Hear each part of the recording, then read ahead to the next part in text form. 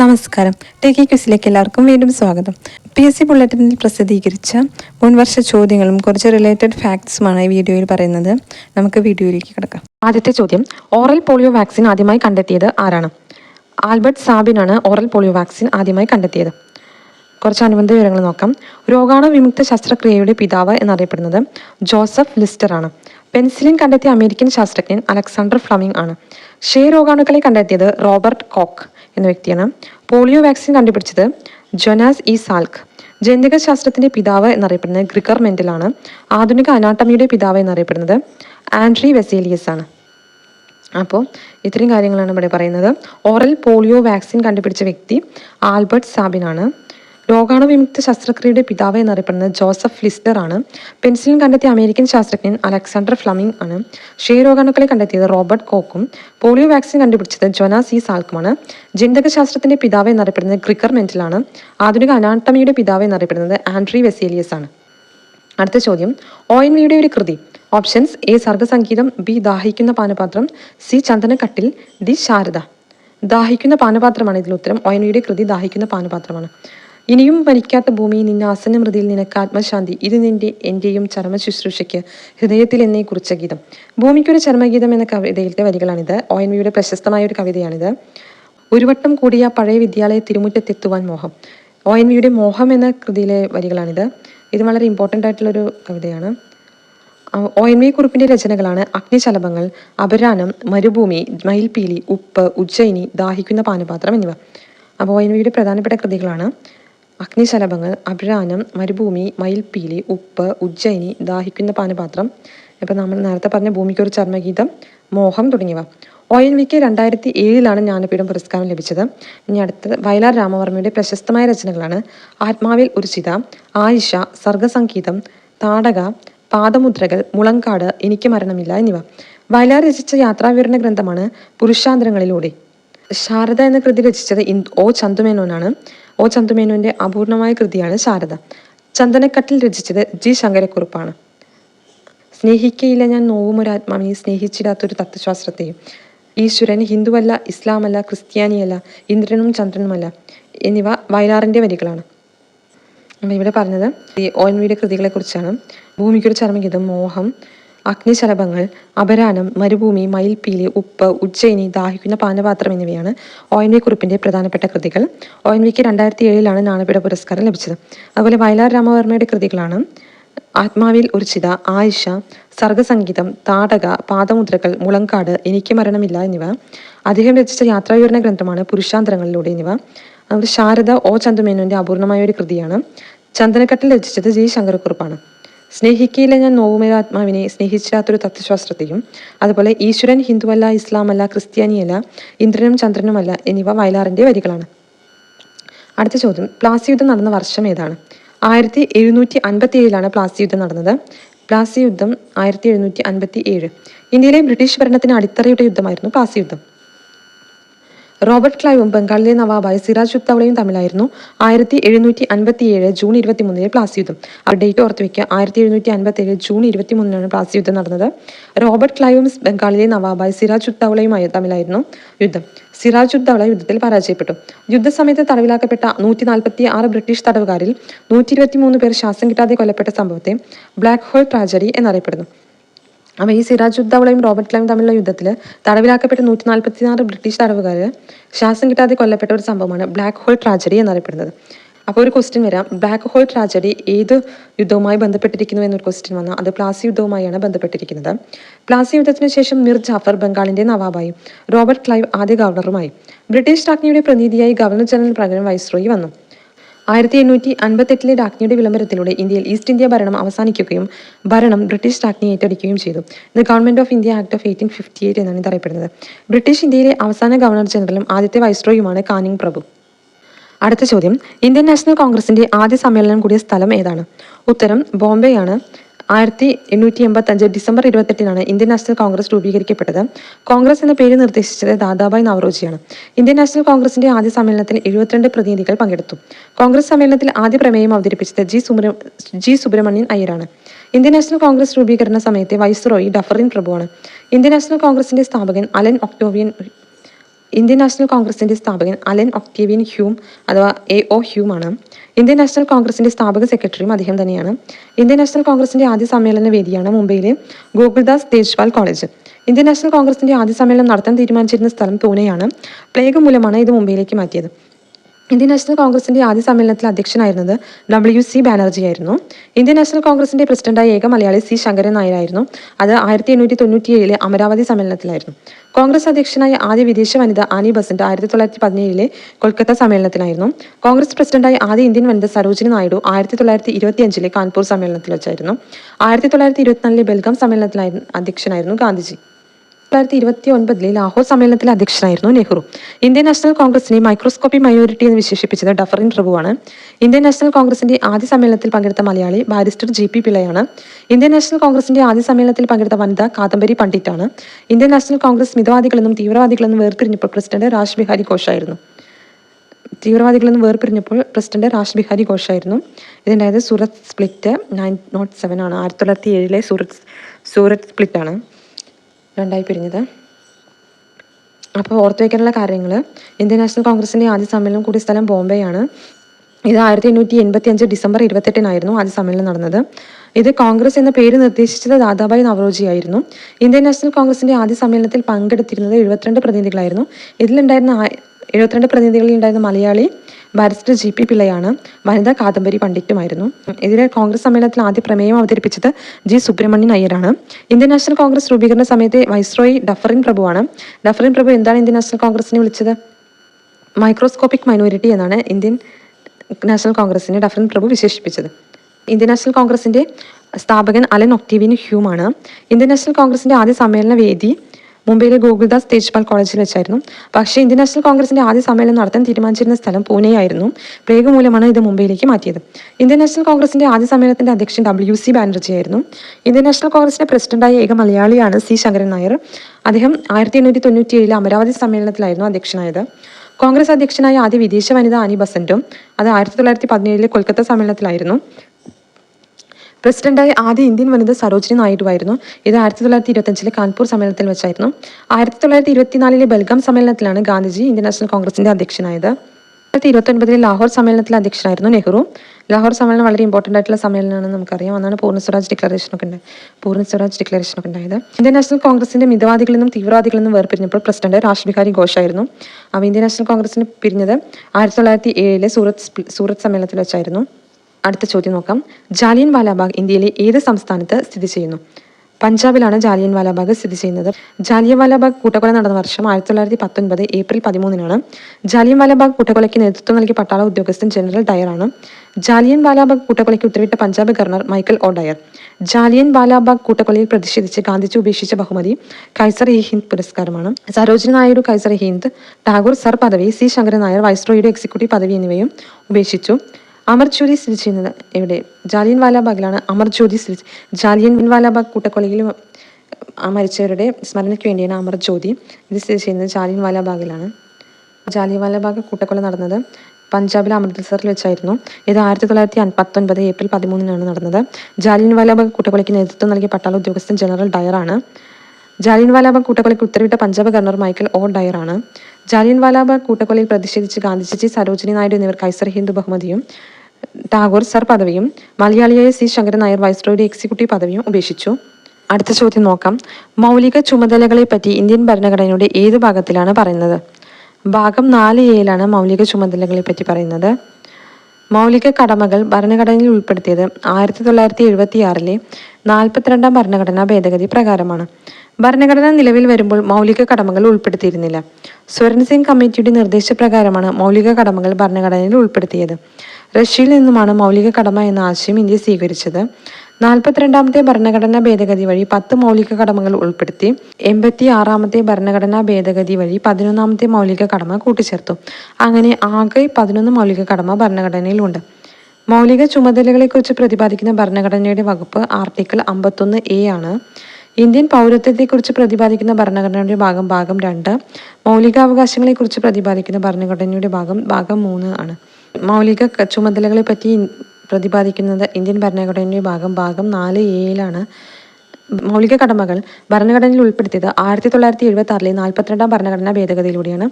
ഇത് mini constitution എന്നറിയപ്പെടുന്ന ഭരണഘടനാ ഭേദഗതിയാണെന്ന് നമുക്ക് എല്ലാവർക്കും അറിയാം. ഭരണഘടന നിലവിൽ വരുമ്പോൾ മൗലിക കടമകൾ ഉൾപ്പെടുത്തിയിരുന്നില്ല. ഈ സോരൻ സിംഗ് കമ്മിറ്റി നിർദ്ദേശപ്രകാരമാണ് മൗലിക കടമകൾ ഭരണഘടനയിൽ ഉൾപ്പെടുത്തിയത്. മൗലിക കടമകൾ ഇന്ത്യ സ്വീകരിച്ചിരിക്കുന്നത് റഷ്യയിൽ നിന്നുമാണ്. 42-ാമത്തെ ഭരണഘടനാ ഭേദഗതി വഴി 10 മൗലിക കടമകളാണ് ഉൾപ്പെടുത്തിയത്. പിന്നീട് 86-ാമത്തെ ഭരണഘടനാ ഭേദഗതി വഴിയാണ് 11-ാമത്തെ മൗലിക കടമ കൂട്ടിച്ചേർത്തത്. 86-ാമത്തെ ഭരണഘടനാ ഭേദഗതി വഴി കൂട്ടിച്ചേർത്തത് ആർട്ടിക്കിൾ 21A വിദ്യാഭ്യാസത്തിനുള്ള അവകാശം കൂടി കൂട്ടിച്ചേർത്തു. അപ്പോൾ 86-ാമത്തെ ഭരണഘടനാ ഭേദഗതി ഇമ്പോർട്ടൻ്റ് ആണ്. ഇത് 2002 ഉണ്ടായത്. ആകെ 11 മൗലിക കടമകളാണ് ഇപ്പോൾ ഭരണഘടനയിലുള്ളത്. മൗലിക ചുമതലകളെക്കുറിച്ച് പ്രതിപാദിക്കുന്ന ഭരണഘടനയുടെ വകുപ്പ് ആർട്ടിക്കിൾ 51A മൗലിക ചുമതലകളെ പറ്റി പറയുന്നത്. ഇന്ത്യൻ പൗരത്വത്തെക്കുറിച്ച് പ്രതിപാദിക്കുന്ന ഭരണഘടനയുടെ ഭാഗം 2-ഉം മൗലിക അവകാശങ്ങളെക്കുറിച്ച് പ്രതിപാദിക്കുന്ന ഭരണഘടനയുടെ ഭാഗം 3-ഉമാണ്. ഇനി അടുത്ത ചോദ്യം, ഇന്ത്യൻ ഭരണഘടനയുടെ വകുപ്പ് 371A ഏത് സംസ്ഥാനത്തെ പറ്റി പറയുന്നു? നാഗാലാൻഡിനെ പറ്റിയാണ് ഇന്ത്യൻ ഭരണഘടനയുടെ 371A വകുപ്പ് പറയുന്നത്. നാഗാലാൻഡ് രൂപീകൃതമായ വർഷം 1963 ഡിസംബർ 4-നാണ്. തലസ്ഥാനം കൊഹിമയാണ്. തിമോഗ എന്നറിയപ്പെട്ടിരുന്ന സംസ്ഥാനമാണ് നാഗാലാൻഡ്. ഇംഗ്ലീഷ് ഔദ്യോഗിക ഭാഷയായിട്ടുള്ള ഏക ഇന്ത്യൻ സംസ്ഥാനമാണ് നാഗാലാൻഡ്. നാഗാലാൻഡുമായി അതിർത്തി പങ്കുവയ്ക്കുന്ന ഏക അയൽ രാജ്യം മ്യാൻമാറാണ്. പഞ്ചായത്തി രാജ് നിലവിലില്ലാത്ത ഒരു ഇന്ത്യൻ സംസ്ഥാനമാണ് നാഗാലാൻഡ്. നാഗാലാൻഡിന്റെ ഔദ്യോഗിക മൃഗം ഋതുൻ എന്ന കാളയാണ്. അപ്പോൾ ഇത്തരം കാര്യങ്ങളാണ് നാഗാലാൻഡിനെ കുറിച്ച് പറയുന്നത്. ആർട്ടിക്കിൾ 371A പറയുന്നത് നാഗാലാൻഡിനെ കുറിച്ചാണ്. നാഗാലാൻഡ് രൂപീകൃതമായത് 1961 ഡിസംബർ 4-നാണ്. തലസ്ഥാനം കൊഹിമയാണ്. തിമോഗ എന്നറിയപ്പെട്ടിരുന്ന സംസ്ഥാനമാണ് നാഗാലാൻഡ്. അതുപോലെ ഇംഗ്ലീഷ് ഔദ്യോഗിക ഭാഷയായിട്ടുള്ള ഏക ഇന്ത്യൻ സംസ്ഥാനവും നാഗാലാൻഡാണ്. നാഗാലാൻഡുമായി അതിർത്തി പങ്കുവയ്ക്കുന്ന ഏക അയൽ രാജ്യം മ്യാൻമാറാണ്. പഞ്ചായത്ത് രാജ് നിലവിലില്ലാത്ത ഒരു ഇന്ത്യൻ സംസ്ഥാനമാണ് നാഗാലാൻഡ്. നാഗാലാൻഡിന്റെ ഔദ്യോഗിക മൃഗം മിഥുൻ എന്ന കാളയാണ്. അപ്പം ഞാൻ അടുത്ത ചോദ്യം നോക്കാം. ഇന്ത്യൻ സാമ്പത്തിക ശാസ്ത്രത്തിന്റെ പിതാവ് എന്നറിയപ്പെടുന്നത് ആരാണ്? ദാദാഭായ് നവറോജിയാണ് ഇന്ത്യൻ സാമ്പത്തിക ശാസ്ത്രത്തിന്റെ പിതാവ് എന്നറിയപ്പെടുന്നത്. ഇന്ത്യൻ രാഷ്ട്രതന്ത്രശാസ്ത്രത്തിന്റെ പിതാവ് എന്നറിയപ്പെടുന്നത് ദാദാഭായ് നവറോജിയാണ്. ബ്രിട്ടീഷ് പാർലമെന്റിലേക്ക് തിരഞ്ഞെടുക്കപ്പെട്ട ആദ്യ ഇന്ത്യക്കാരനാണ് ദാദാഭായ് നവറോജി. സ്വരാജ് എന്ന പദം ആദ്യമായി ഉപയോഗിച്ചത് ദാദാഭായ് നവറോജിയാണ്. ഇപ്പോൾ നമ്മൾ നേരത്തെ പറഞ്ഞു ഇന്ത്യൻ നാഷണൽ കോൺഗ്രസിന് ആ പേര് നൽകിയത് ദാദാഭായ് നവറോജിയാണെന്ന് ഇപ്പോൾ കഴിഞ്ഞ ക്വസ്റ്റ്യനിൽ പറഞ്ഞിരുന്നു. മസ്തിഷ്ക ചോർച്ചാ സിദ്ധാന്തം, അതായത് ബ്രെയിൻ ട്രെയിൻ തിയറി ആവിഷ്കരിച്ചത് ദാദാഭായ് നവറോജിയാണ്. ലണ്ടനിൽ ഈസ്റ്റ് ഇന്ത്യ അസോസിയേഷൻ 1866 രൂപീകരിച്ചതും ദാദാഭായ് നവറോജിയാണ്. ബ്രിട്ടീഷുകാരുടെ സാമ്പത്തിക ചൂഷണത്തിനും ദൂർത്തിനുമെതിരെ സാമ്പത്തിക ചോർച്ചാ സിദ്ധാന്തം ആവിഷ്കരിച്ചത് ദാദാഭായ് നവറോജിയാണ്. ദാദാഭായ് നവറോജിയുടെ പ്രസിദ്ധ കൃതി poverty and un-British rule in India എന്ന കൃതിയാണ്. ലിബറൽ പാർട്ടിയുടെ പ്രതിനിധിയായാണ് നവറോജി ബ്രിട്ടീഷ് പാർലമെന്റിൽ അംഗമായത്. അപ്പോൾ ദാദാഭായ് നവറോജിയാണ് ഇന്ത്യൻ സാമ്പത്തിക ശാസ്ത്രത്തിന്റെ പിതാവ് എന്നറിയപ്പെടുന്നത്. അദ്ദേഹം ഇന്ത്യൻ രാഷ്ട്രതന്ത്ര ശാസ്ത്രത്തിന്റെ പിതാവ് കൂടിയാണ്. ബ്രിട്ടീഷ് പാർലമെന്റിലേക്ക് തിരഞ്ഞെടുക്കപ്പെട്ട ആദ്യ ഇന്ത്യക്കാരനാണ് ദാദാഭായ് നവറോജി. സ്വരാജ് എന്ന പദം ആദ്യമായി ഉപയോഗിച്ചതും ദാദാഭായ് നവറോജിയാണ്. മസ്തിഷ്ക ചോർച്ചാ സിദ്ധാന്തം ആവിഷ്കരിച്ചത് ദാദാഭായ് നവറോജിയാണ്. ലണ്ടനിലെ ഈസ്റ്റ് ഇന്ത്യ അസോസിയേഷൻ 1866 രൂപീകരിച്ചത് ദാദാഭായ് നവറോജിയാണ്. ബ്രിട്ടീഷുകാരുടെ സാമ്പത്തിക ചൂഷണത്തിനും ദൂർത്തിനുമെതിരെ സാമ്പത്തിക ചോർച്ചാ സിദ്ധാന്തം ആവിഷ്കരിച്ചത് ദാദാഭായ് നവറോജിയാണ്. ലിബറൽ പാർട്ടിയുടെ പ്രതിനിധിയായാണ് നവറോജി ബ്രിട്ടീഷ് പാർലമെന്റിൽ അംഗമായത്. ദാദാഭായ് നവറോജിയുടെ പ്രസിദ്ധമായ കൃതിയാണ് poverty and un-British rule in India. അടുത്ത ചോദ്യം, അരങ്ങു കാണാത്ത നടൻ ആരുടെ ആത്മകഥയാണ്? തിക്കൊടിയന്റെ ആത്മകഥയാണ് അരങ്ങു കാണാത്ത നടൻ. എൻ്റെ വഴിയമ്പലങ്ങൾ, SK പൊറ്റക്കാടിന്റെ ആത്മകഥയാണ് എൻ്റെ വഴിയമ്പലങ്ങൾ. ജീവിതപാത, ചെറുകാടിന്റെ ആത്മകഥയാണ് ജീവിതപാത. അനുഭവങ്ങളുടെ സംഗീതം, പവനന്റെ ആത്മകഥയാണ് അനുഭവങ്ങളുടെ സംഗീതം. ആത്മകഥയ്ക്ക് ഒരു ആമുഖം എന്നത് ലളിതാംബിക അന്തർജനത്തിന്റെ ആത്മകഥയാണ്. എൻ്റെ ജീവിത സ്മരണകൾ മന്നത്ത് പത്മനാഭന്റെ ആത്മകഥയാണ്. എൻ്റെ ബാല്യകാല സ്മരണകൾ C അച്യുതമേനോന്റെ ആത്മകഥയാണ്. എൻ്റെ കാവ്യലോക സ്മരണകൾ എന്നത് വൈലോപ്പിള്ളിയുടെ ആത്മകഥയാണ്. എൻ്റെ മൃഗയാ സ്മരണകൾ കേരളവർമ്മയുടെ ആത്മകഥയാണ്. എൻ്റെ ജീവിതകഥ എന്നത് AKGയുടെ ആത്മകഥയാണ്. എൻ്റെ കഥ എന്നത് മാധവിക്കുട്ടിയുടെ ആത്മകഥയാണ്. നിലയ്ക്കാത്ത സിംഫണി M ലീലാവതിയുടെയും, ജീവിത സ്മരണകൾ എന്നത് EV കൃഷ്ണപിള്ളയുടെയും, വ്യാഴവട്ട സ്മരണകൾ എന്നത് B കല്യാണിയമ്മയുടെയും, ചിദംബര സ്മരണ എന്നത് ബാലചന്ദ്രൻ ചുള്ളിക്കാടിൻ്റെയും ആത്മകഥയാണ്. അപ്പോൾ അരങ്ങ് കാണാത്ത നടൻ എന്നത് തിക്കൊടിയന്റെ ആത്മകഥയാണ്. അതുപോലെ എൻ്റെ വഴിയമ്പലങ്ങൾ SK പൊറ്റക്കാട്, ജീവിതപാത ചെറുകാട് അഥവാ ഗോവിന്ദ പിഷാരടി, അനുഭവങ്ങളുടെ സംഗീതം പവനന്റെ ആത്മകഥയാണ്. ആത്മകഥയ്ക്ക് ഒരു ആമുഖം എന്നത് ലളിതാംബിക അന്തർജനത്തിന്റെ, എൻ്റെ ജീവിത സ്മരണകൾ എന്നത് മന്നത്ത് പത്മനാഭന്റെയും, എൻ്റെ ബാല്യകാല സ്മരണകൾ എന്നത് C അച്യുതമേനോന്റെയും, എൻ്റെ കാവ്യലോക സ്മരണകൾ എന്നത് വൈലോപ്പിള്ളിയുടെയും ആത്മകഥയാണ്. എൻ്റെ മൃഗയാ സ്മരണകൾ എന്നത് കേരളവർമ്മയുടെ ആത്മകഥയാണ്. എൻ്റെ ജീവിതകഥ എന്നത് AKGയുടെ ആത്മകഥയാണ്. എൻ്റെ കഥ എന്നത് മാധവിക്കുട്ടിയുടെ ആത്മകഥയാണ്. നിലയ്ക്കാത്ത സിംഫണി എന്നത് M ലീലാവതിയുടെയും, ജീവിത സ്മരണകൾ EV കൃഷ്ണപിള്ളയുടെയും, വ്യാഴവട്ട സ്മരണകൾ B കല്യാണിയമ്മയുടെയും ആത്മകഥയാണ്. ചിദംബര സ്മരണയാണ് ബാലചന്ദ്രൻ ചുള്ളിക്കാടിന്റെ ആത്മകഥ. അടുത്ത ചോദ്യം, ശബ്ദസുന്ദരൻ എന്നറിയപ്പെട്ട മലയാള കവി ആരാണ്? വള്ളത്തോളാണ് ശബ്ദസുന്ദരൻ എന്നറിയപ്പെട്ട മലയാള കവി. കേരള വാൽമീകി എന്നറിയപ്പെടുന്നത് വള്ളത്തോളാണ്. കേരള കാളിദാസൻ എന്നറിയപ്പെടുന്നത് കേരളവർമ്മ വലിയകോയി തമ്പുരാനാണ്.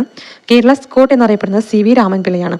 ക്രൈസ്തവ കാളിദാസൻ എന്നറിയപ്പെടുന്നത് കട്ടക്കയം ചെറിയാൻ മാപ്പിളയാണ്. കേരള കാളിദാസൻ കേരളവർമ്മ വലിയകോയി തമ്പുരാനാണ്.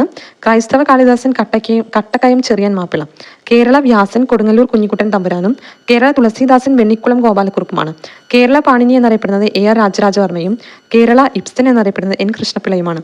കേരള ടാഗോർ എന്നറിയപ്പെടുന്നത് വള്ളത്തോളും കേരള മോപ്പസാങ് എന്നറിയപ്പെടുന്നത് തകഴി ശിവശങ്കരപിള്ളയുമാണ്. കേരള സൂർദാസ് എന്നറിയപ്പെടുന്നത് പൂന്താനുമാണ്. കേരള ഹെമിംഗ്വേ എന്നറിയപ്പെടുന്നത് MT വാസുദേവൻ നായരാണ്. അപ്പോൾ ശബ്ദസുന്ദരൻ എന്നറിയപ്പെടുന്ന മലയാള കവി വള്ളത്തോളാണ്. വള്ളത്തോൾ കേരള വാൽമീകി എന്നറിയപ്പെടുന്നു. കേരള കാളിദാസൻ എന്നറിയപ്പെടുന്നത് കേരളവർമ്മ വലിയകോയി തമ്പുരാൻ. കേരള സ്കോട്ട് എന്നറിയപ്പെടുന്നത് CV രാമൻപിള്ള. ക്രൈസ്തവ കാളിദാസൻ എന്നറിയപ്പെടുന്നത് കട്ടക്കയം ചെറിയാൻ മാപ്പിള. കേരള വ്യാസൻ എന്നറിയപ്പെടുന്നത് Kodungallur Kunjikuttan Thampuran. Kerala Tulasidasan Vennikulam Gopalakurup. Kerala Panini AR Rajarajavarma. Kerala Ibsen N Krishnapillai. Kerala Tagore എന്നറിയപ്പെടുന്ന വള്ളത്തോളാണ്. കേരള വാൽമീകി എന്നറിയപ്പെടുന്നതും കേരള ടാഗോർ എന്നറിയപ്പെടുന്നതും ശബ്ദസുന്ദരൻ എന്നറിയപ്പെടുന്നതും വള്ളത്തോളാണ്. കേരള മോപ്പസാങ് എന്നറിയപ്പെടുന്നത് തകഴി ശിവശങ്കരപിള്ളയാണ്. കേരള സൂർദാസ് എന്നറിയപ്പെടുന്നത് പൂന്താനമാണ്. കേരള ഹെമിംഗ്വേ എന്നറിയപ്പെടുന്നത് MT വാസുദേവൻ നായരാണ്. അടുത്ത ചോദ്യം, ഗാന്ധിജിയുടെ ക്ഷേമരാഷ്ട്ര സങ്കല്പങ്ങൾ ഉൾക്കൊള്ളിച്ചിരിക്കുന്ന ഭരണഘടനാ ഭാഗം ഏതാണ്? ഓപ്ഷൻസ്: A മൗലിക അവകാശങ്ങൾ, B മൗലിക കടമകൾ, C ഇവയൊന്നുമല്ല, D മാർഗനിർദ്ദേശക തത്വങ്ങൾ. ഉത്തരം ഓപ്ഷൻ D ആണ്, മാർഗനിർദ്ദേശക തത്വങ്ങൾ. മാർഗനിർദ്ദേശക തത്വങ്ങളിലാണ് ഗാന്ധിജിയുടെ ക്ഷേമരാഷ്ട്രം എന്ന സങ്കല്പം ഉൾക്കൊള്ളിച്ചിരിക്കുന്നത്. ഒരു ക്ഷേമരാഷ്ട്രം സൃഷ്ടിക്കുന്നതിന് സഹായകമാകുന്ന സാമൂഹിക, സാമ്പത്തിക, രാഷ്ട്രീയ പരിപാടികളാണ് നിർദ്ദേശക തത്വങ്ങളിൽ ഉൾക്കൊള്ളിച്ചിട്ടുള്ളത്. ഭരണഘടനയിൽ ഭാഗം 4 നിർദ്ദേശക തത്വങ്ങൾ ഉൾപ്പെടുത്തിയിരിക്കുന്നു. ഭരണഘടനയുടെ ഭാഗം 4 നിർദ്ദേശക തത്വങ്ങൾ ഉൾപ്പെടുത്തിയിരിക്കുന്നത്. നിർദ്ദേശക തത്വങ്ങൾ ഇന്ത്യൻ ഭരണഘടന കടം കൊണ്ടിരിക്കുന്നത് അയർലൻഡിൽ നിന്നുമാണ്. നിർദ്ദേശക തത്വങ്ങൾ സംരക്ഷിച്ചുകൊണ്ടതിനെ കോടതിയെ സമീപിക്കാൻ കഴിയില്ല. അപ്പം അതാണ് ഇതിൻ്റെ പ്രത്യേകത. നമ്മൾ മൗലികാവകാശങ്ങളാണെങ്കിൽ അത് അതിന് സംരക്ഷണമുണ്ട്. അതിനെന്തെങ്കിലും ലംഘനം ഉണ്ടായിട്ടുണ്ടെങ്കിൽ നമുക്ക് കോടതിയെ സമീപിക്കാം. എന്നാൽ നിർദ്ദേശക തത്വങ്ങൾ സംരക്ഷിച്ചു കിട്ടാൻ നമുക്ക് കോടതിയെ സമീപിക്കാൻ കഴിയില്ല എന്നുള്ളതാണ് അതിൻ്റെ പ്രത്യേകത. നിർദ്ദേശക തത്വങ്ങളിൽ ഉൾപ്പെടുത്തിയിട്ടുള്ള ഗാന്ധിജിയുടെ ആശയങ്ങൾ ഏതെല്ലാമെന്ന് നോക്കാം. ലഹരി വസ്തുക്കളുടെ നിരോധനം, ഗ്രാമപഞ്ചായത്ത് സംഘടിപ്പിക്കൽ, കുടിൽ വ്യവസായം പ്രോത്സാഹിപ്പിക്കൽ. ഈ 3 കാര്യങ്ങളാണ് ഗാന്ധിജിയുടെ നിർദ്ദേശക തത്വങ്ങളിൽ ഉൾപ്പെടുത്തിയിട്ടുള്ള ഗാന്ധിജിയുടെ ആശയങ്ങളിൽ ചിലത്. നിർദ്ദേശക തത്വങ്ങളിൽ ഉൾപ്പെടുത്തിയിട്ടുള്ള ചില ഇനങ്ങളാണ്: സ്ത്രീക്കും പുരുഷനും തുല്യ ജോലിക്ക് തുല്യ വേതനം, അന്താരാഷ്ട്ര സമാധാനവും സുരക്ഷിതത്വവും ഉറപ്പുവരുത്തൽ, സൗജന്യ നിയമസഹായം, പട്ടികജാതി പട്ടികവർഗ വിഭാഗങ്ങളുടെ വിദ്യാഭ്യാസ സാമ്പത്തിക താല്പര്യങ്ങൾ സംരക്ഷിക്കൽ തുടങ്ങിയവ. അപ്പോൾ നിർദ്ദേശക തത്വങ്ങളിൽ ഉൾപ്പെടുത്തിയിട്ടുള്ള ചില ഇനങ്ങളാണ്: സ്ത്രീക്കും പുരുഷനും തുല്യ ജോലിക്ക് തുല്യ വേതനം, അന്താരാഷ്ട്ര സമാധാനവും സുരക്ഷിതത്വവും ഉറപ്പുവരുത്തൽ, സൗജന്യ നിയമസഹായം, പട്ടികജാതി പട്ടികവർഗ വിഭാഗങ്ങളുടെ വിദ്യാഭ്യാസ സാമ്പത്തിക താല്പര്യങ്ങൾ സംരക്ഷിക്കൽ തുടങ്ങിയവ. അടുത്തത് ഭരണഘടനയുടെ ഭാഗം 3 മൗലിക അവകാശങ്ങൾ ഉൾപ്പെടുത്തിയിരിക്കുന്നു. മൗലിക അവകാശങ്ങളെ കുറിച്ച് നോക്കാം. സ്വാതന്ത്ര്യ സമരം ലക്ഷ്യം വെച്ചതും 1928 നെഹ്റു കമ്മിറ്റി റിപ്പോർട്ട് നിർദ്ദേശിച്ചതുമായ അവകാശങ്ങൾ അടിസ്ഥാനമാക്കിയാണ് ഭരണഘടനാ നിർമ്മാതാക്കൾ മൗലികാവകാശങ്ങൾ തയ്യാറാക്കിയത്. മൗലികാവകാശങ്ങൾ ഇന്ത്യൻ ഭരണഘടന കടം കൊണ്ടിരിക്കുന്നത് അമേരിക്കയിൽ നിന്നുമാണ്. അപ്പോൾ നിർദ്ദേശക തത്വങ്ങൾ കൈക്കൊണ്ടിരിക്കുന്ന അയർലൻഡിൽ നിന്നുമാണ്. മൗലികാവകാശങ്ങൾ കടം കൊണ്ടിരിക്കുന്നത് അമേരിക്കയിൽ നിന്നുമാണ്. തൊട്ടുകൂടായ്മ നിർത്തലാക്കൽ, സ്ഥാനപ്പേരുകൾ നിർത്തലാക്കൽ തുടങ്ങിയവ മൗലികാവകാശങ്ങളിൽ സമത്വത്തിനുള്ള അവകാശത്തിൽ ഉൾപ്പെടുത്തിയിരിക്കുന്നു. 6 മുതൽ 14 വയസ്സ് വരെ പ്രായമുള്ള എല്ലാ കുട്ടികൾക്കും നിർബന്ധിതവും സൗജന്യവുമായ വിദ്യാഭ്യാസത്തിനുള്ള അവകാശം, അന്യായമായ അറസ്റ്റും തടങ്കലിനും എതിരായി സംരക്ഷണം തുടങ്ങിയവ മൗലികാവകാശങ്ങളിൽ സ്വാതന്ത്ര്യത്തിനുള്ള അവകാശത്തിൽ ഉൾപ്പെടുത്തിയിരിക്കുന്നു. 6 മുതൽ 14 വയസ്സ് വരെ പ്രായമുള്ള എല്ലാ കുട്ടികൾക്കും നിർബന്ധിതവും സൗജന്യവുമായ വിദ്യാഭ്യാസത്തിനുള്ള അവകാശം ആർട്ടിക്കിൾ 21A പറയുന്നത്.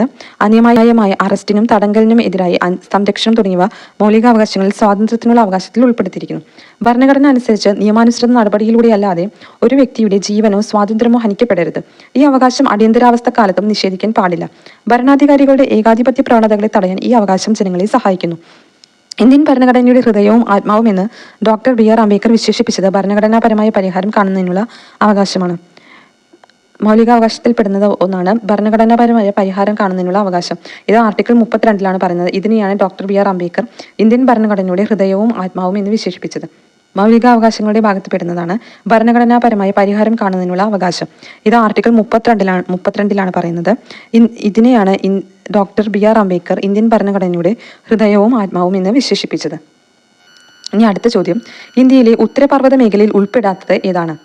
ഓപ്ഷൻസ്: A ട്രാൻസ് ഹിമാലയം, B ഹിമാലയം, C കിഴക്കൻ കുന്നുകൾ, D ആരവല്ലി. D ആരവല്ലിയാണ് ഉത്തരം. ബാക്കി 3 ട്രാൻസ് ഹിമാലയം, കിഴക്കൻ കുന്നുകൾ എന്നിവ ഉത്തരപർവ്വത മേഖലയിൽ ഉൾപ്പെടുന്നവയാണ്. ഇനി നമുക്ക് അനുബന്ധ വസ്തുക്കൾ നോക്കാം. കാശ്മീരിന് വടക്കു പടിഞ്ഞാറ് മുതൽ ഇന്ത്യയുടെ കിഴക്കൻ അതിർത്തി വരെ ഒരു വൻമതിൽ പോലെ നിലകൊള്ളുന്ന പർവ്വതനിരകളാണ് ഉത്തരപർവ്വത മേഖല എന്നറിയപ്പെടുന്നത്. ഉത്തരപർവ്വത മേഖലയെ ട്രാൻസ് ഹിമാലയം, ഹിമാലയം, കിഴക്കൻ മലനിരകൾ എന്നിങ്ങനെ മൂന്നായി തിരിച്ചിട്ടുണ്ട്. മൗണ്ട് കേട്ടു അഥവാ ഗോഡ്വിൻ ഓസ്റ്റിൻ സ്ഥിതി ചെയ്യുന്നത് കാരക്കോറം മലനിരകളാണ്. ഈ കാരക്കോറം മലനിരകൾ കാരക്കോറം, ലഡാക്ക്, സസ്കർ എന്നീ പർവ്വതനിരകൾ ചേർന്നതാണ് ട്രാൻസ് ഹിമാലയം. അപ്പം മൗണ്ട് കേട്ടു അഥവാ ഗോഡ്വിൻ ഓസ്റ്റിൻ സ്ഥിതി ചെയ്യുന്നത് ഏത് പർവ്വതനിലയിലാണെന്ന് ചോദിച്ചാൽ കാരക്കോറം പർവ്വതനിലയിലാണെന്ന് പറയാം. ഈ കാരക്കോറം, ലഡാക്ക്, സസ്കർ എന്നിവ ട്രാൻസ് ഹിമാലയത്തിന്റെ ഭാഗമാണ്. അവ ട്രാൻസ് ഹിമാലയം, ഹിമാലയം, കിഴക്കൻ മലനിരകൾ എന്നിവ ഉൾപ്പെട്ടതാണ് ഉത്തരപർവ്വത മേഖല. ഈ ഉത്തരപർവ്വത മേഖലയിലെ ട്രാൻസ് ഹിമാലയത്തിന്റെ ഭാഗങ്ങളാണ് കാരക്കോറം, ലഡാക്ക്, സസ്കർ എന്നിവ. ഇതിലെ കാരക്കോറം പർവ്വതനിരകളിലാണ് മൗണ്ട് കേട്ടു അഥവാ ഗോഡ്വിൻ ഓസ്റ്റിൻ എന്ന പർവ്വതം സ്ഥിതി ചെയ്യുന്നത്. ഇന്ത്യയിലെ ഏറ്റവും ഉയരം കൂടിയ കൊടുമുടിയാണ് മൗണ്ട് കേട്ടു. ട്രാൻസ് ഹിമാലയത്തിനും കിഴക്കൻ മലനിരകൾക്കും ഇടയിൽ വടക്ക് പടിഞ്ഞാറ് തെക്ക് കിഴക്ക് ദിശയിൽ ഹിമാലയ പർവ്വതങ്ങൾ സ്ഥിതി ചെയ്യുന്നു. ട്രാൻസ് ഹിമാലയത്തിനും കിഴക്കൻ മലനിരകൾക്കും ഇടയിലാണ് വടക്കു പടിഞ്ഞാറ് തെക്ക് കിഴക്ക് ദിശയിലാണ് ഹിമാലയ പർവ്വതനിര സ്ഥിതി ചെയ്യുന്നത്. ലോകത്തിലെ ഏറ്റവും ഉയരമുള്ള കൊടുമുടിയായി മൗണ്ട് എവറസ്റ്റ് ഹിമാലയ പർവ്വതത്തിലാണ് സ്ഥിതി ചെയ്യുന്നത്. ഇത് ഇന്ത്യയിലല്ല, നേപ്പാളിലാണ് എവറസ്റ്റ് സ്ഥിതി ചെയ്യുന്നത്. ഹിമാദ്രി, ഹിമാചൽ, ശിവാലിക് എന്നീ 3 പർവ്വതനിരകൾ ഉൾപ്പെട്ടതാണ് ഹിമാലയം. ഹിമാലയത്തിലെ ഏറ്റവും ഉയരം കൂടിയ പർവ്വതനിരയാണ് ഹിമാദ്രി. ഗംഗ, യമുന എന്നീ നദികളുടെ ഉത്ഭവസ്ഥാനം ഹിമാദ്രിയിലാണ്. അപ്പോൾ ഹിമാദ്രി, ഹിമാചൽ, ശിവാലിക് എന്നീ 3 പർവ്വതനിരകൾ ഉൾപ്പെട്ടതാണ് ഹിമാലയം. ഇത് ട്രാൻസ് ഹിമാലയത്തിൻ്റെയും കിഴക്കൻ പർവ്വതനിരകളുടെയും ഇടയിലാണ് സ്ഥിതി ചെയ്യുന്നത് ഹിമാലയം. ഈ ഹിമാലയത്തിലാണ് ലോകത്തിലെ ഏറ്റവും ഉയരമുള്ള കൊടുമുടിയായ മൗണ്ട് എവറസ്റ്റ് സ്ഥിതി ചെയ്യുന്നത്. ഇത് നേപ്പാളിലാണ് സ്ഥിതി ചെയ്യുന്നത്. ഹിമാദ്രി, ഹിമാചൽ, ശിവാലിക് എന്നിവയിൽ ഏറ്റവും ഉയരം കൂടിയത് ഹിമാദ്രിയാണ്. ഗംഗ, യമുന എന്നീ നദികളുടെ ഉത്ഭവസ്ഥാനം ഹിമാദ്രിയിലാണ്. കാഞ്ചൻജംഗ, നന്ദാദേവി എന്നീ കൊടുമുടികൾ ഹിമാദ്രിയിൽ സ്ഥിതി ചെയ്യുന്നു. ഹിമാദ്രിയുടെ തെക്ക് ഭാഗത്തായി സ്ഥിതി ചെയ്യുന്ന പർവ്വതനിരയാണ് ഹിമാചൽ. ഹിമാചലിന്റെ തെക്കേ ചെരുവിലായി സ്ഥിതി ചെയ്യുന്ന സുഖവാസ കേന്ദ്രങ്ങളാണ് ഷിംല, ഡാർജിലിംഗ് തുടങ്ങിയവ. എവറസ്റ്റ് മാത്രമല്ല, കാഞ്ചൻജംഗ, നന്ദാദേവി എന്നീ കൊടുമുടികളും ഹിമാദ്രിയിലാണ് സ്ഥിതി ചെയ്യുന്നത്. ഹിമാദ്രിയുടെ തെക്ക് ഭാഗത്തായി സ്ഥിതി ചെയ്യുന്ന പർവ്വതനിരയാണ് ഹിമാചൽ. ഹിമാചലിന്റെ തെക്കേ ചെരുവിലായി സ്ഥിതി ചെയ്യുന്ന സുഖവാസ കേന്ദ്രങ്ങളാണ് ഷിംല, ഡാർജിലിംഗ് തുടങ്ങിയവ. ഹിമാചലിന്റെ തെക്ക് ഭാഗത്തായി സ്ഥിതി ചെയ്യുന്ന പർവ്വതനിരയാണ് ശിവാലിക്. ഇത് ഏറ്റവും ഉയരം കുറഞ്ഞ പർവ്വതനിരയാണ്. നീളമേറിയതും വിസ്തൃതവുമായ താഴ്വരകൾ ഇവിടെ കാണപ്പെടുന്നു. ഇവയാണ് ഡൂണുകൾ. കിഴക്കൻ മലനിരകളെ പൂർവാഞ്ചൽ എന്നും അറിയപ്പെടുന്നു. ലോകത്തിലെ ഏറ്റവും കൂടുതൽ മഴ ലഭിക്കുന്ന പ്രദേശമായ ചിറാപുഞ്ചി ഇവിടെയാണ്. അപ്പോൾ ഹിമാദ്രി, ഹിമാചൽ, ശിവാലിക് എന്നിവയിൽ ഏറ്റവും ഉയരം കൂടിയത് ഹിമാദ്രിയാണ്. പിന്നെ ഹിമാചൽ, പിന്നെ ശിവാലിക്. ശിവാലിക്കിൽ പ്രധാനമായും കാണപ്പെടുന്ന താഴ്വരകളാണ്. ഈ താഴ്വരകളാണ് ഡൂണുകൾ എന്നറിയപ്പെടുന്നത്. പിന്നെയുള്ളത് കിഴക്കൻ മലനിരകളാണ്. കിഴക്കൻ മലനിരകളെ പൂർവാഞ്ചൽ എന്നും വിളിക്കുന്നു. ലോകത്തിലെ ഏറ്റവും കൂടുതൽ മഴ ലഭിക്കുന്ന പ്രദേശമായ ചിറാപുഞ്ചി ഇവിടെയാണ് സ്ഥിതി ചെയ്യുന്നത്. നിബിഡമായ ഉഷ്ണമേഖലാ മഴക്കാടുകൾ കാണപ്പെടുന്നത് കിഴക്കൻ മലനിരകളിലാണ്. മൺസൂൺ കാറ്റുകളെ തടഞ്ഞു നിർത്തി ഉത്തരേന്ത്യയിലുടനീളം മഴ പെയ്യിക്കുന്നതും ശൈത്യകാലത്ത് വടക്കുനിന്ന് വീശുന്ന വരണ്ട ശീതക്കാറ്റിനെ ഇന്ത്യയിലേക്ക് കടക്കാതെ ചേർക്കുന്നതും ഉത്തരപർവ്വത മേഖലയുടെ സവിശേഷതയാണ്. അപ്പോൾ ക്വസ്റ്റ്യൻ വരാം, മൺസൂൺ കാറ്റുകളെ തടഞ്ഞു നിർത്തി ഉത്തരേന്ത്യയിലുടനീളം മഴ പെയ്യിക്കുന്ന പർവ്വത മേഖല ഏതാണ് എന്ന് ചോദിച്ചാൽ ഉത്തരപർവ്വത മേഖലയാണ് ഉത്തരം. അതുപോലെ ശൈത്യകാലത്ത് വടക്കു നിന്ന് വീശുന്ന വരണ്ട ശീതക്കാറ്റിനെ ഇന്ത്യയിലേക്ക് കടക്കാതെ ചെറുക്കുന്നത് ഏത് പർവ്വത മേഖലയാണ് എന്ന് ചോദിക്കാം. ഇതും ഉത്തരപർവ്വത മേഖലയാണ്. ഇനി അടുത്ത ചോദ്യം നോക്കാം. താഴെ പറയുന്നവയിൽ ശ്രീനാരായണ ഗുരുവിന്റെ കൃതി അല്ലാത്തത് ഏതാണ്? ഓപ്ഷൻസ്: എ ദൈവദശകം, ബി പ്രാചീന മലയാളം, സി ആത്മോപദേശ ശതകം, ഡി ദർശനമാല. ഇതിൽ പ്രാചീന മലയാളമാണ് ശ്രീനാരായണ ഗുരുവിൻ്റെ കൃതിയല്ലാത്തത്. ദൈവദശകം, ആത്മോപദേശ ശതകം, ദർശനമാല എന്നിവയെല്ലാം ശ്രീനാരായണ ഗുരുവിൻ്റെ കൃതികളാണ്. പ്രാചീന മലയാളം എന്നത് ചട്ടമ്പി സ്വാമികളുടെ കൃതിയാണ്. അടുത്ത ശ്രീനാരായണ ഗുരുവിൻ്റെ വേറെ കുറച്ച് കൃതികൾ നോക്കാം. വേദാന്ത സൂത്രം, നിർവൃതി പഞ്ചകം, അദ്വൈത ദീപിക, ബ്രഹ്മവിദ്യാ പഞ്ചകം, ജാതി നിർണയം, സദാചാരം, ആത്മവിലാസം തുടങ്ങിയവയാണ് ശ്രീനാരായണ ഗുരുവിൻ്റെ മറ്റു കൃതികൾ. ശ്രീനാരായണ ഗുരു രചിച്ച തമിഴ് കൃതിയാണ് തേവാരപ്പതികങ്ങൾ. ഉൽപ്പത്തിഷ്ണു എന്ന വാക്കിനർത്ഥം കാലദേശാദികൾക്ക് അനുയോജ്യമായ പരിഷ്കാരം വേണമെന്ന് ആശയമുള്ളവൻ എന്നാണ് ഉൽപ്പത്തിഷ്ണു എന്ന വാക്കിൻ്റെ അർത്ഥം. അദ്വൈതം എന്നാൽ രണ്ടല്ല ഒന്നാണ് എന്ന അവസ്ഥയാണ്. ചട്ടമ്പി സ്വാമികളുടെ കൃതിയാണ് പ്രാചീന മലയാളം എന്ന് പറഞ്ഞു. ചട്ടമ്പി സ്വാമികളെ കുറിച്ച് നോക്കാം. കൂട്ടുകുടുംബ വ്യവസ്ഥ, സംബന്ധം, മരുമക്കത്തായം എന്നിവയ്ക്കെതിരെ പോരാടിയ നവോത്ഥാന നായകനാണ് ചട്ടമ്പി സ്വാമികൾ. അദ്വൈത ചിന്താ പദ്ധതി, ദ്രാവിഡ മഹാത്മ്യം, ഭാഷാ പത്മപുരാണം, വേദാന്തസാരം, മോക്ഷപ്രദീപ ഖണ്ഡനം, ആദിഭാഷ, മനോനാശം തുടങ്ങിയവ ചട്ടമ്പി സ്വാമികളുടെ പ്രധാന കൃതികളാണ്. കാഷായം ധരിക്കാത്ത സന്യാസി, കാവ്യവും കമണ്ഡലവുമില്ലാത്ത സന്യാസി എന്നിങ്ങനെ അറിയപ്പെട്ട നവോത്ഥാന നായകനാണ് ചട്ടമ്പി സ്വാമികൾ. സമപന്തി ഭോജനം സംഘടിപ്പിച്ച സാമൂഹിക പരിഷ്കർത്താവാണ് വൈകുണ്ഠ സ്വാമികൾ. ബ്രിട്ടീഷ് ഭരണത്തോടുള്ള എതിർപ്പ് വെൻ നീചഭരണം എന്ന പ്രയോഗത്തിലൂടെ പ്രകടിപ്പിച്ച സാമൂഹിക പരിഷ്കർത്താവാണ് വൈകുണ്ഠ സ്വാമികൾ. അപ്പോൾ വൈകുണ്ഠ സ്വാമികളുടെ പ്രത്യേകതകളാണ്: സമപന്തി ഭോജനം സംഘടിപ്പിച്ച സാമൂഹിക പരിഷ്കർത്താവാണ് വൈകുണ്ഠ സ്വാമികൾ. ബ്രിട്ടീഷ് ഭരണത്തോടുള്ള എതിർപ്പ് വെൻ നീചഭരണം എന്ന പ്രയോഗത്തിലൂടെ പ്രകടിപ്പിച്ച സാമൂഹിക പരിഷ്കർത്താവാണ് വൈകുണ്ഠ സ്വാമികൾ. അടുത്തത്, ഒന്നാം ലോക യുദ്ധകാലത്ത് മാരംകുളം എന്ന സ്ഥലത്ത് നിന്ന് കുളത്തൂർ കുന്നിലേക്ക് സമാധാനം ലോകത്തിന് സമാധാനം എന്ന മുദ്രാവാക്യം മുഴക്കിക്കൊണ്ട് ഒരു യുദ്ധവിരുദ്ധ ജാഥ നടത്തിയതാണ് ശ്രീ കുമാര ഗുരുദേവന്റെ നേതൃത്വത്തിലാണ്. അപ്പോൾ ഒന്നാം ലോക യുദ്ധകാലത്ത് മാരംകുളം എന്ന സ്ഥലത്ത് നിന്ന് കുളത്തൂർ കുന്നിലേക്ക് സമാധാന യുദ്ധവിരുദ്ധ ജാഥ നടത്തിയത് ആരാണെന്നുള്ള ക്വസ്റ്റ്യൻ വരാം. അത് ശ്രീ കുമാര ഗുരുദേവനാണ്. അപ്പോൾ ഈ വീഡിയോ ഇത്രയല്ലോ. നിങ്ങൾക്ക് ഈ വീഡിയോ ഇഷ്ടമായെങ്കിൽ ലൈക്ക് ചെയ്യുക, ഷെയർ ചെയ്യുക. ഒപ്പം കൂടുതൽ വീഡിയോസ് കാണാനായിട്ട് സബ്സ്ക്രൈബ് ചെയ്യാൻ കൂടി മറക്കരുത്. Okay, thank